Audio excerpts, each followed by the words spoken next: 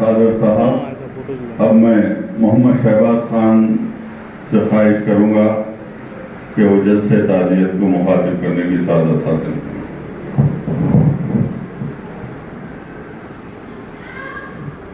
اعوذ باللہ من الشیطان الرجیم. بسم اللہ الرحمن الرحیم. السلام علیکم ورحمۃ اللہ وبرکاتہ. شہنشین پر تشریف فرما سرپرست اعلیٰ خادم ملت الحاج محمد رحیم اللہ خان نیازی صاحب، سابقہ صدر نشین اردو اکیڈمی و سینئر قائد تلنگانہ راشٹر سمیتی، جناب سرفراز خان صاحب، جناب شاہنواز خان صاحب، vice chairman forum to support KCR، Sarfaraz Khan صاحب، صدر علماء مصطفیٰ کمیٹی، اصغر صاحب، جناب عدنان اللہ خان صاحب، جناب خواجہ محی الدین بابا صاحب، جناب سراج صاحب، خاضر بابا صاحب، دیگر حضرات، سامعین اکرام اور جو بھی پس پردہ بیٹھ کر سننے والی پردہ نشین میری ماں اور بہنیں، کل نفس ذائقۃ الموت. یقیناً ہر انسان کو موت کا مزہ چکھنا ہے، اور آج کا یہ جلسہ جو منعقد کیا گیا ہے اس عظیم شخصیت کے لیے، اس عظیم شخصیت کے لیے جس نے بھارتیہ پوسٹل امپلائیز یونین کے لیے اپنی زندگی کو وقف کر دیا، اپنی آخری سانس تک پوسٹل ڈپارٹمنٹ کے امپلائیز کے لیے اپنی جان کو لگا دیا، اپنی تمام حیات زندگی صرف انہی کے لیے کام کرتے رہے، اور وہ شخصیت کوئی اور نہیں جناب محمد ظفر اللہ خان صاحب تھے. یوں تو دنیا میں کئی لوگ آتے ہیں، پیدا ہوتے ہیں، مر جاتے ہیں، آتے ہیں، چلے جاتے ہیں، لیکن یہ دنیا اسی کو یاد رکھتی ہے جو زندگی میں اپنی حیات زندگی میں کچھ کر گزرتے ہیں.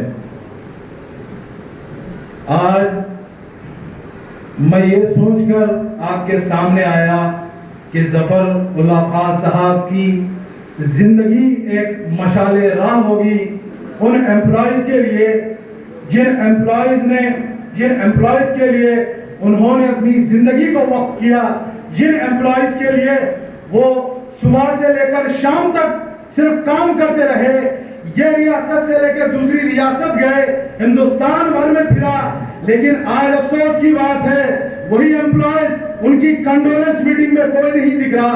یہ بے انتہا افسوس کی بات ہے.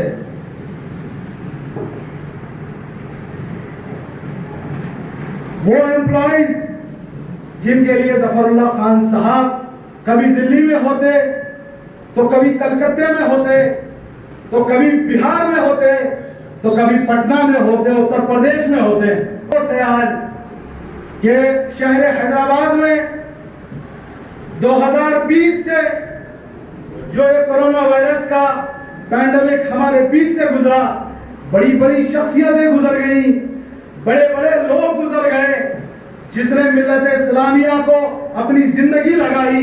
وہ خان لطیف خان صاحب گزر گئے، لیکن افسوس ان کی کنڈولنس میٹنگ نہیں ہوئی.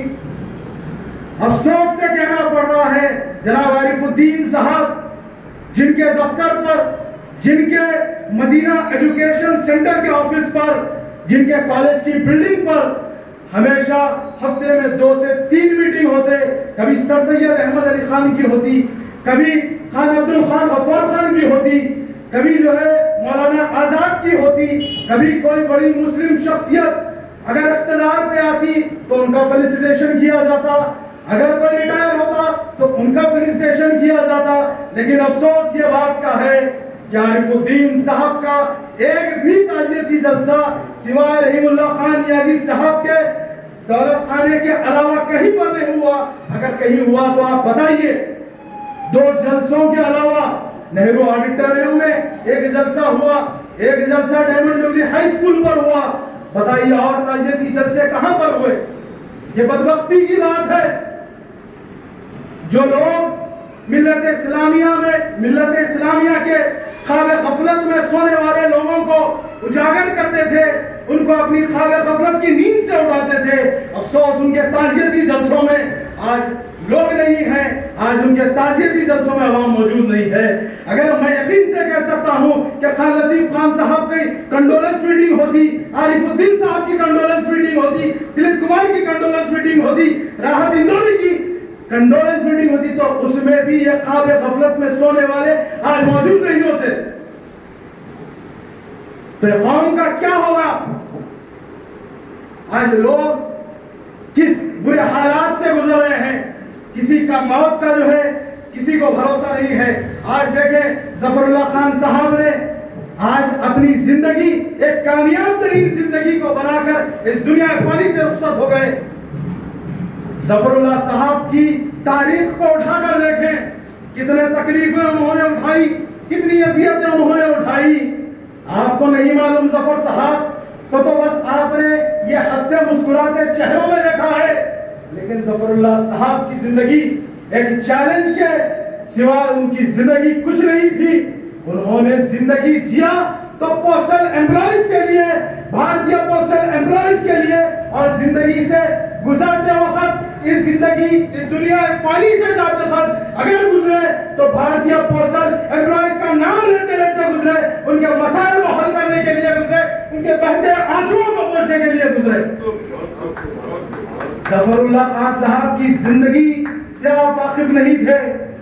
जफर साहब ने जब पोस्टल एम्प्लॉइज यूनियन, पोस्टल भारतीय पोस्ट ऑफिस जो एम्प्लॉइज होता है उनका एम्प्लॉइज यूनियन ज्वाइन किया, जब नौकरी पर चढ़े तो शुरू से ही वो बहुत मेहनती थे। उन्होंने काम किया, उन्होंने देखा कि लोगों पर तकलीफें हो रही हैं, पोस्टल के एम्प्लॉइज अज़ियतें बर्दाश्त कर रहे हैं, उनके बहते हुए आंसुओं को देखा। जब जफर साहब अपनी कम तनख्वाह में थे, लेकिन उनका ये दिल, उनका इनके लिए तड़पता हुआ दिल हमेशा उनके लिए आगे रहता, हमेशा उनके लिए जो है खड़ा उतरता। कि जफर साहब अपने घर को बाद में देखते, पहले अगर कोई देखते तो वही एम्प्लॉइज के लिए देखते जो आज यहाँ मौजूद नहीं है।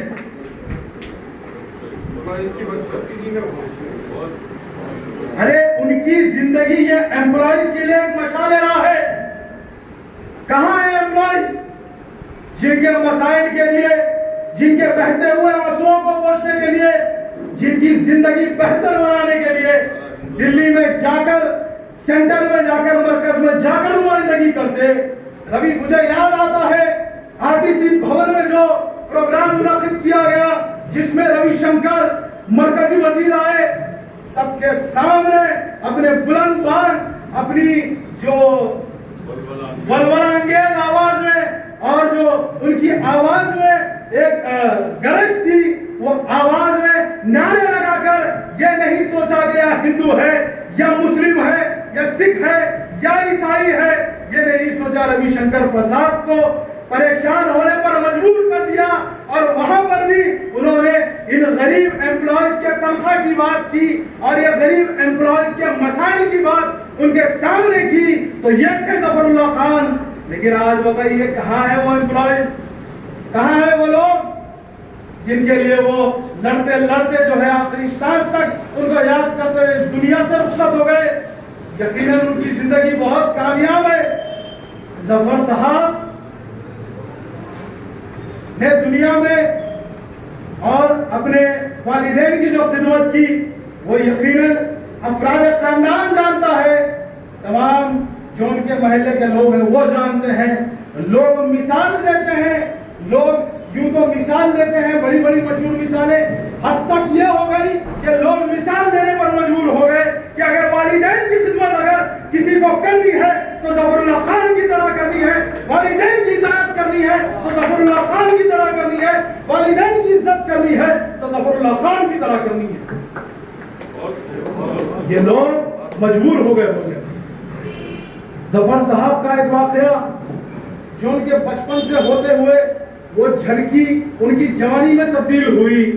یہ بچپنے کا ان کا واقعہ کہ بہت بڑا طوفان آ گیا حیدرآباد کے کسی کونے کے علاقے میں جہاں پر آپ رہائش کرتے تھے, آپ کے والدین تھے.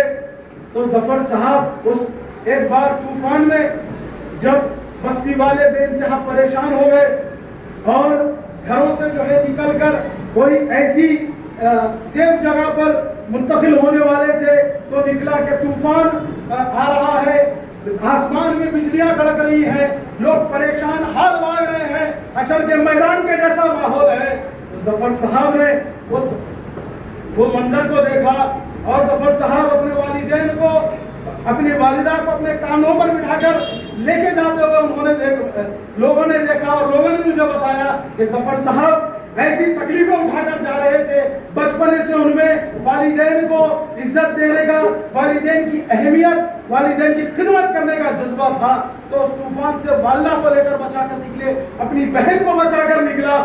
پھر دیکھا کہ والد صاحب نہیں تھے تو والد صاحب کو اگر پایا تو دیوار ٹوٹ کر جو ملبہ گرتا ہے تو ملبے کے نیچے والد کو پایا.